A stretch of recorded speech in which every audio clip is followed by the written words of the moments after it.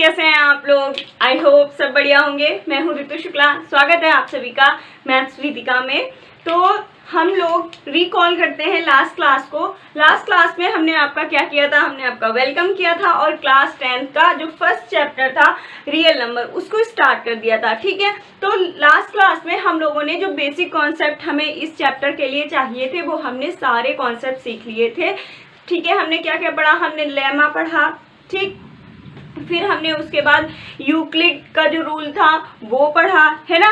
तो लगभग कॉन्सेप्ट हमने सारे क्लियर कर लिए हैं। तो जो बच्चे पहली बार इस क्लास को देख रहे हैं उनसे रिक्वेस्ट है कि आप पहले प्रीवियस क्लास कॉन्सेप्ट वाली देख लीजिए, सो दैट कि जो भी बातें आज हम करेंगे वो आपको अच्छी तरीके से समझ में आ जाए, राइट।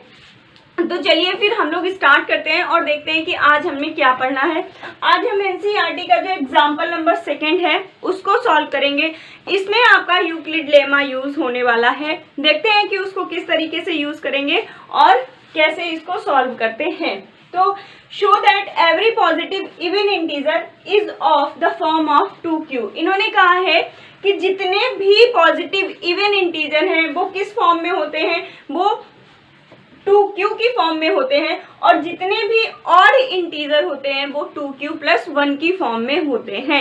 ये बात आपको प्रूफ करके दिखानी है, तो आप यूक्लिड लेमा का यूज करेंगे, उसके थ्रू आप इसको प्रूफ करके दिखाएंगे। तो देखते हैं कैसे सॉल्व करना है। हम मान लेते हैं let a b any integer. हमने ए मान लिया कोई इंटीजर होगा, ठीक है। अब क्या करेंगे?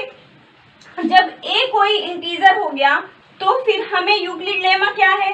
a = bq + r। ये है ना, जहां पर r should always be less than b, जहां पर r क्या होगा? हमेशा b से छोटा होगा, है ना। और 0 के बराबर भी हो सकता है और 0 से बड़ा भी हो सकता है। इसको ऐसे लिख देते हैं, r जो होगा वो b से छोटा होगा और 0 के बराबर या बड़ा भी हो सकता है, ठीक है। तो a तो हमने मान लिया कोई इंटीजर है। अब हम b कहाँ से लाएं? b हमें चमकेगा, कहाँ से चमकेगा? b क्या है? b है 2। अब ये मुझे कहाँ से चमका? ये इन्होंने ऑलरेडी मुझे दे रखा है 2 एंड 2q की फॉर्म में दे रखा है, तो इसलिए b हो गया 2। तो जब b 2 हो गया तो r क्या होगा? r b से छोटा होना चाहिए, तो b से छोटा यानी कि 2 से छोटा होना चाहिए, तो क्या होगा? 0 होगा या 1 होगा। तो 2 केसेस आपके पास बनेंगे, एक बनेगा 0 वाला और दूसरा बनेगा 1 वाला, ठीक। अब देखते हैं क्या करना है। तो करना क्या है, देखिए, जब आप a को 2 से डिवाइड करेंगे तो a क्या हो जाएगा? एक a हो गया डिविडेंड, 2 क्या हो गया? 2 हो गया डिवाइजर। तो फिर आपको यहाँ पर कोई कोशेंट मिलेगा और एक रिमाइंडर मिलेगा, है ना। तो ये हो गया कोशेंट, यहाँ पर आपको एक रिमाइंडर मिलेगा, ठीक है। तो ऐसे आपकी ये फॉर्म बनेगी a = 2q + r। ऐसे बनती है आपकी ये फॉर्म। ये भी मैंने आपको बना के दिखा दिया, ठीक है। अब आप पहला केस लेंगे जिसमें केस 1 होगा a = 2q + r, a = 2q plus, पहला केस 0 वाला होगा, ठीक है। तो 2q + 0, तो a = 2q, ये आपका पहला केस बना। अच्छा, अब 2 क्या है? 2 एक इवन नंबर है, और आपको ये बात पता होगी जब हम इवन नंबर में किसी दूसरे नंबर का मल्टीप्लाई करते हैं तो रिजल्ट हमें क्या मिलेगा? रिजल्ट हमें इवन ही मिलेगा। नो मैटर हम इवन नंबर से मल्टीप्लाई करें कि हम ऑड नंबर से मल्टीप्लाई करें। फॉर एग्जाम्पल, अगर मैं 2 में 1 से मल्टीप्लाई करती हूँ तो मुझे क्या मिलेगा? 2 मिलेगा। 2 में 3 से मल्टीप्लाई करती हूँ तो क्या मिलेगा? 6 मिलेगा। तो ये 2 और 6 क्या है? इवन नंबर है। तो जब आप किसी इवन नंबर में किसी दूसरे नंबर से मल्टीप्लाई करेंगे तो आपको रिजल्ट इवन ही मिलेगा। तो ये बात हमने यहाँ से प्रूफ कर दी कि जो इवन नंबर वाले नंबर्स होते हैं वो किस फॉर्म के होंगे? वो 2q फॉर्म के होंगे। अगर नहीं समझ में आ रहा है तो चलो मैं आपको प्रूफ करके दिखा देती हूँ।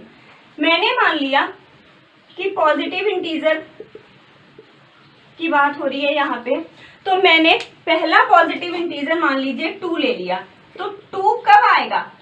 जब आप 2 में 1 से मल्टीप्लाई करेंगे और ये 0 बन गया। तो ये a is equals to 2q का फॉर्म है। a क्या हो गया? a डिविडेंड हो गया।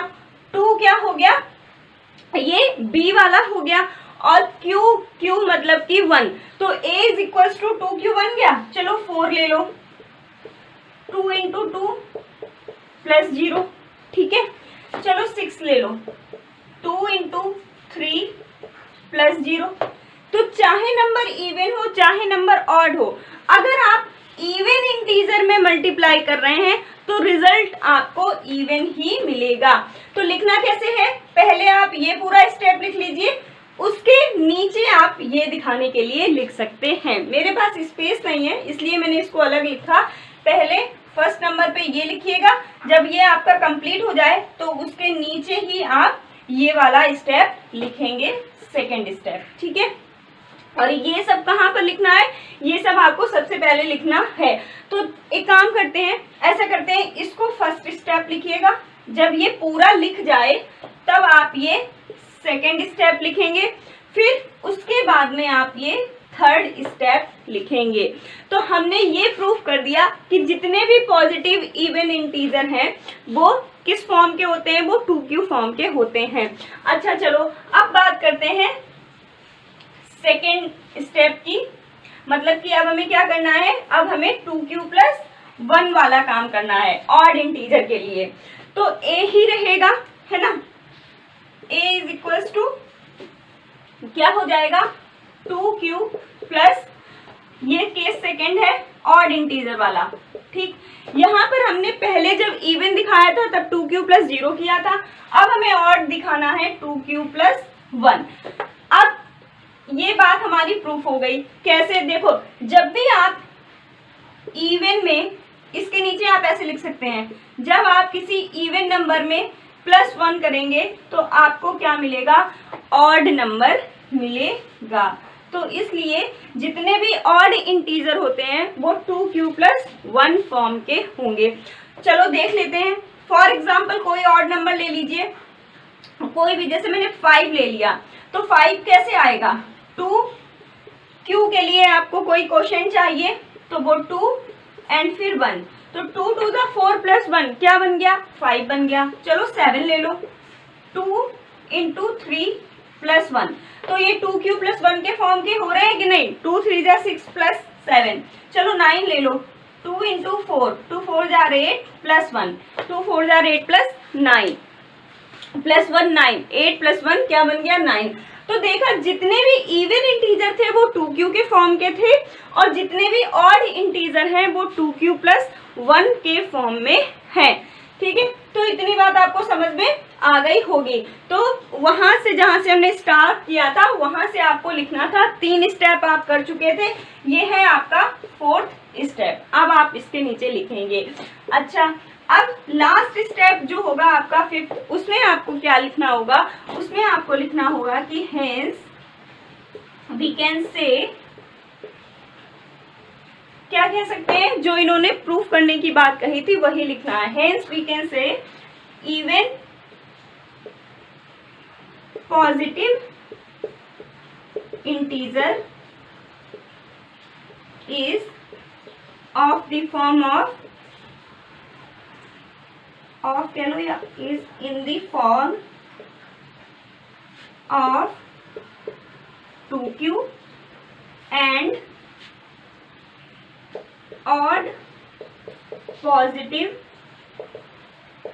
Integer is in the form of 2q plus 1। यही बात हमें प्रूव करनी थी जो हमने कर दी, राइट। तो होपफुली ये क्वेश्चन आपको अच्छी तरीके से समझ में आ गया होगा। मैंने सिर्फ आपको ये रटाने की कोशिश नहीं करी है, अपने हिसाब से मैंने आपको हर चीज प्रूव करके दिखाई है, because I don't believe in rectification. मुझे रेक्टिफिकेशन नहीं करवाना है, मुझे आपको हर चीज प्रॉपर तरीके से समझानी है। तो अगर पसंद आ रहा है तो भाई जल्दी से चैनल को सब्सक्राइब कर लो, बेल आइकन प्रेस कर लो। और अगर आपको मेरे एफर्ट्स अच्छे लग रहे हैं, आपको दिख रहा है कि मैं आपके साथ प्रॉपर मेहनत कर रही हूँ, तो फिर वीडियो को शेयर करिएगा और लाइक जरूर कर दीजिएगा, सो दैट मुझे भी मोटिवेशन मिले और मैं आपके लिए इसी तरीके से मेहनत करती रहूं। ठीक है, तो देखिए अब हम लोग नेक्स्ट एग्जाम्पल की बात करेंगे, जो कि है आपका एग्जाम्पल नंबर 3।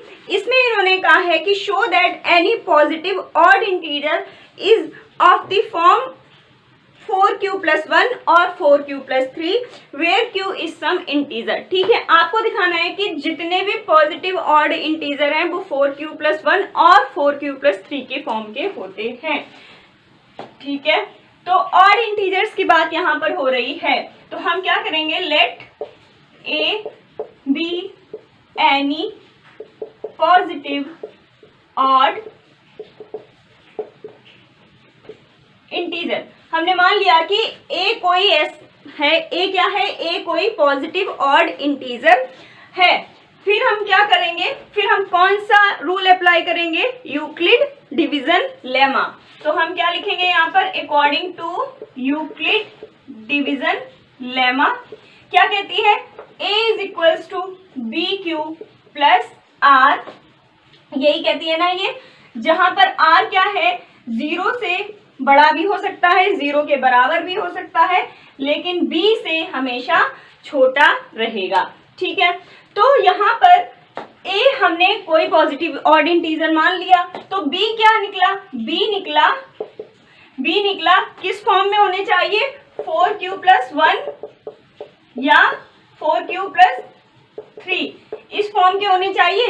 तो b क्या निकला, b निकला 4। ठीक है, जब b 4 निकला तो r क्या हो जाएगा, r b से छोटा होना चाहिए। तो 3 केस बनेंगे, 0 हो सकता है, 1 हो सकता है, 2 हो सकता है एंड 3 हो सकता है। इतनी बात हो गई है। चलो अब बात करेंगे, ऐसे ही सीक्वेंस में लिखना है। अब आपका केस 1 आएगा। ठीक है, केस 1 में क्या होगा, a is equals to b q plus r, a is equals to b क्या है, b मुझे कहां से चमकता है, इन्होंने खुद दे रखा है इसलिए चमकता है। ठीक है, 4q+0। ठीक है, तो a is equals to 4q+0, ये क्या बना देगा, ये बना देगा a is equals to 4q। ये आपका पहला केस है। अब क्या ये ऑड होगा, ये ऑड नहीं होगा। क्यों, अभी मैंने लास्ट क्वेश्चन में आपको बताया था, जब भी आप किसी इवन नंबर में किसी दूसरे इंटीजर से मल्टीप्लाई करेंगे, चाहे वो इंटीजर ऑड हो चाहे वो इंटीजर इवन हो, आपको रिजल्ट इवन ही मिलेगा। ठीक है, प्रूफ करने के लिए देख लो, कुछ भी ले लेती हूँ, जैसे मैंने ए को ऑड माना है, लेस से ए क्या हो गया, 17 हो गया। अब चलो 4 में मैं चाहे जिसका भी मल्टीप्लाई कर लूं, 4 4 जा 16, तो यहाँ पर 16 ही मिलेगा। या मैं चलो 25 कर दूं, 4 6 जा 24, फिर मुझे यहाँ पर कुछ और रिमाइंडर चाहिए ही चाहिए। ठीक है, 4q की फॉर्म वाला आपका ऑड इंटीजर नहीं हो सकता, तो ये लिखेंगे। अब आप इसको कैसे लिखेंगे वो देख लीजिए।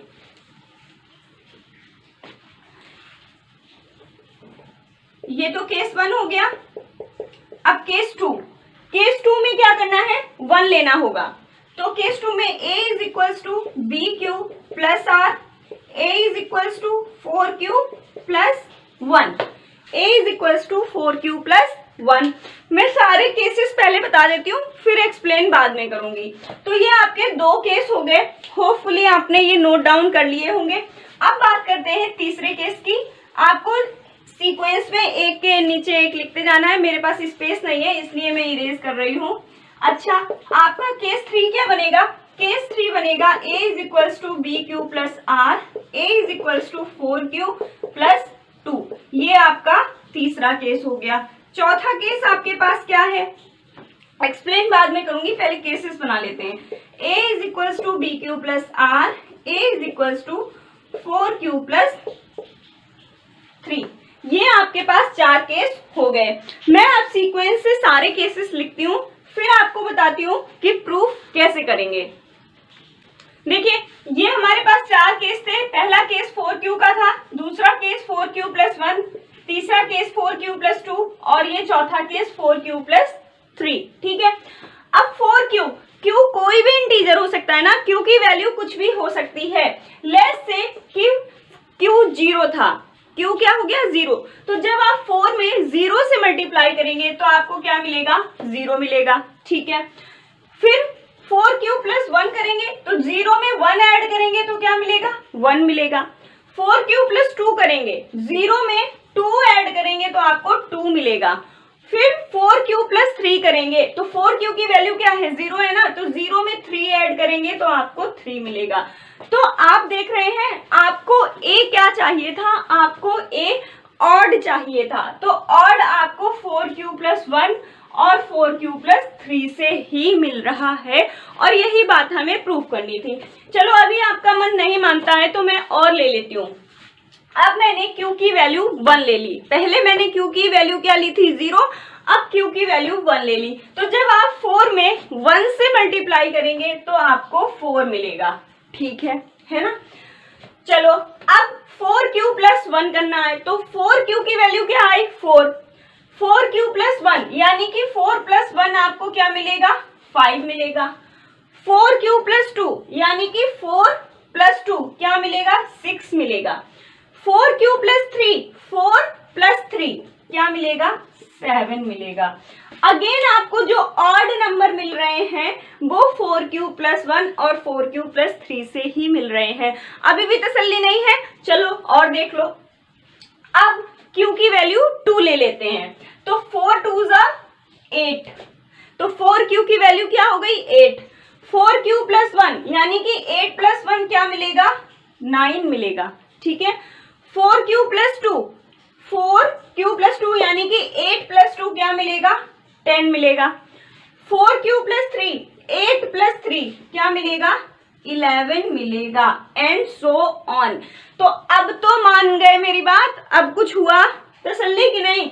जहां पर भी आपको ऑड नंबर्स मिले हैं वो 4q प्लस 3 और 4q प्लस 1 से ही मिले हैं। इतना काम आप करेंगे, फिर आप लास्ट में लिख देंगे hence we can say every odd positive integer is of the form of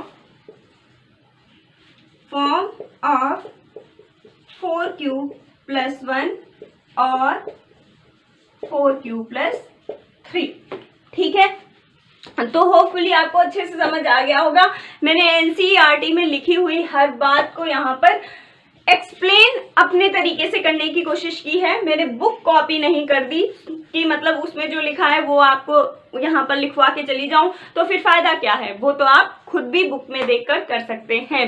तो अगर आपको मेरी मेहनत पसंद आई है तो do like and subscribe my channel, है ना, और बेल आइकन भी प्रेस कर लीजिएगा जिससे कि आपको नोटिफिकेशंस टाइम पर मिलते रहे। तो फिलहाल मैं इस क्लास को यहीं पर खत्म करती हूँ, आगे मिलेंगे नेक्स्ट क्लास में नेक्स्ट क्वेश्चंस के साथ में। तब तक आपको क्या करना है, आपको ढेर सारी प्रैक्टिस करते रहना है ना।